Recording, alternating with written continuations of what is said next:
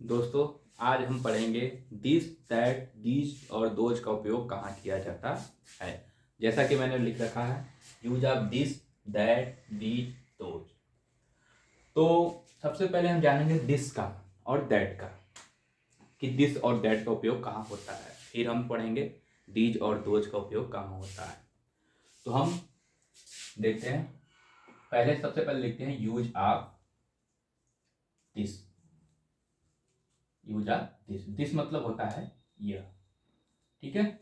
Use of this, तो जब किसी पास के एक वचन व्यक्ति या वस्तु को इशारे में करके बोला जाए तो क्या होता है, वहां दिस का उपयोग होता है।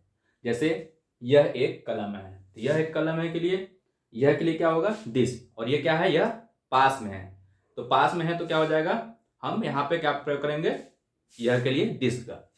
और तो यहां पे डालते हैं, जब किसी पास के एक वचन व्यक्ति या वस्तु को इशारा करके बोला जाए तो वहां यह के लिए दिस का उपयोग होता है। जैसे यह एक कलम है, यह एक कलम है, यह एक कलम है, तो क्या हो जाएगा, यह के लिए दिस। और एक वचन है तो एक वचन के लिए इज, और एक कलम तो ए पेन, ठीक है। This is a pen. अब जैसे, और यह एक बकरी है, यह एक बकरी के लिए क्या हो जाएगा, दिस इज अ गोट। यह एक दुकान है, दिस इज अ शॉप। यह एक लड़का है, दिस इज अ बॉय। अब वैसे ही हम समझते हैं अब use of that. Use of that, use of that और यूज ऑफ दिस। जैसे यहां पे हमने पढ़ा कि जब किसी पास के एक वचन व्यक्ति या वस्तु को इशारा करके बोला जाए तो वहां पे दिस का प्रयोग होता है। तो वैसे ही यहां पे हो जाएगा, जब किसी दूर के, मतलब वह, दैट मतलब क्या होता है, वह मतलब क्या हो गया, यहां पे बोलने से ही पता चल रहा है कि वह दूर है, तो दूर के लिए किसका प्रयोग करेंगे, दैट का। दैट का क्या हो जाएगा, जब किसी यहां पास है और यहां क्या हो जाएगा, दूर के, यहां भी हो जाएगा, दूर रहेगा लेकिन वो भी एक की संख्या में रहेगा, एक वचन व्यक्ति या वस्तु को, यहां भी इशारा करके बोलेगा, इशारा करके बोला जाए तो वहां किसका प्रयोग होता है, दैट का प्रयोग होता है। और वहां क्या होगा, जब जैसे यह एक कलम था, यहां पे जो दिस का प्रयोग हुआ, यहां पे क्या हो जाएगा, वह एक कलम है, वह एक कलम है। वह क्या हो गया, दूर है, बोलने से पता चल रहा है वह एक कलम है, मतलब वो दूर है, एक वचन में है लेकिन दूर है, और वो इशारा करके बोल रहा है, तो वहां किसका प्रयोग होगा, that is a pen. Is क्यों लगा, क्योंकि वो दूर है लेकिन एक वचन है, और एक पेन तो एक पेन, ठीक है। अब हम पढ़ लेते हैं use of these. Use of these क्या हो गया, अब यहां पे देख लेते हैं, use of these. Use of these, these मतलब क्या होता है, ये। अब ये जान लीजिए आप कि दिस का ही बहुवचन क्या होता है, दीज होता है। दिस क्या है, जब किसी पास के एक वचन व्यक्ति या वस्तु को इशारा करके बोला जाए तो वहां पे दिस का प्रयोग होता है, एक वचन। और यहां पे दीज मतलब ये भी क्या है, पास में है लेकिन क्या है, एक से अधिक है। एक से अधिक का मतलब बहुवचन है, बहुवचन के किसका प्रयोग करेंगे, दीज का प्रयोग करेंगे। तब क्या लगेगा, जब किसी पास के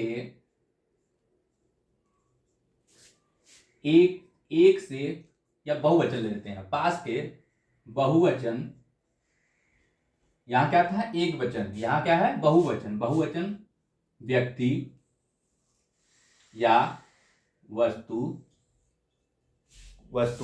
तो क्या करें, इशारे में बोला जाए, इशारे में बोला जाए तो वहां किसका प्रयोग होता है, दीज का प्रयोग होता है। दीज मतलब क्या होता है, ये, जैसे ये कलमे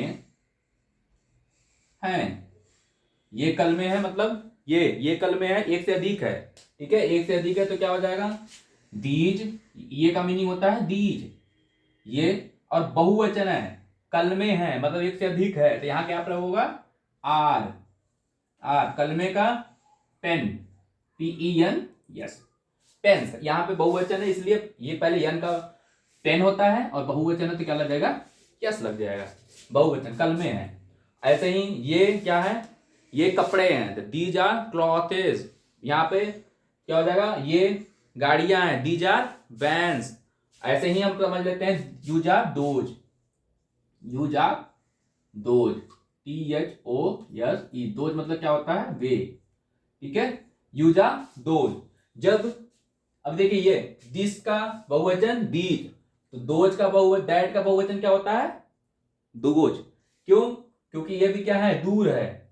जब किसी दूर के एक वचन व्यक्ति या वस्तु, और यहाँ दूर का, और तो यहाँ पे दोज का भी क्या होगा, ये भी क्या है दूर है, वे क्या है, बोलने से ही पता चल रहा है कि वो क्या सामान दूर है, तो वहां पे किसका प्रयोग करेंगे दोज का। जैसे जब किसी, सेम इसका दूर है, दूर के, यहां पे क्या होता है एक वचन, दैट क्या है दोज का एक वचन है, तो दोज क्या है दैट का बहुवचन है, तो दूर के बहुवचन व्यक्ति या वस्तु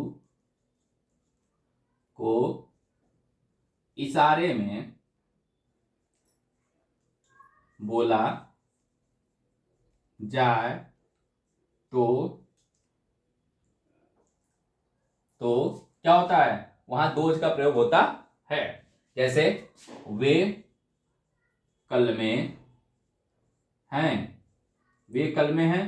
यहां पे क्या हो गया वे कलमे हैं, बोलते पता चल रहा है कि वो क्या है दूर है, कलमे क्या है दूर है, और क्या है कलमे है मतलब बहुवचन है, एक से अधिक है, तो वहां पे क्या प्रयोग होगा, वे का मीनिंग क्या होता है दोज, और ये बहुवचन है तो क्या लगेगा आर, कलमे क्या है पेन, और कलमे एक से अधिक है तो क्या हो जाएगा यस लग जाएगा।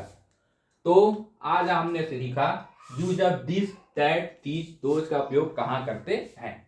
दिस ही क्या है दीज का एक वचन है, और दीज क्या है दिस का बहुवचन है, तो दैट क्या है दोज का एक वचन है, और दोज क्या है दैट का बहुवचन है, ठीक है। दिस मतलब होता है यह, दैट मतलब होता है वह, दीज मतलब होता है ये, दोज मतलब होते हैं वे। दिस के साथ हम इज का प्रयोग करते हैं, दैट के साथ हम इज का प्रयोग करते हैं सहायक क्रिया, दीज के साथ सहायक क्रिया हम आर का प्रयोग करते हैं, और दोज के साथ सहायक क्रिया हम आर का प्रयोग करते हैं, ठीक है। उम्मीद है आप लोगों को use of this, that, these, those का उपयोग समझ में आ गया होगा। नमस्कार।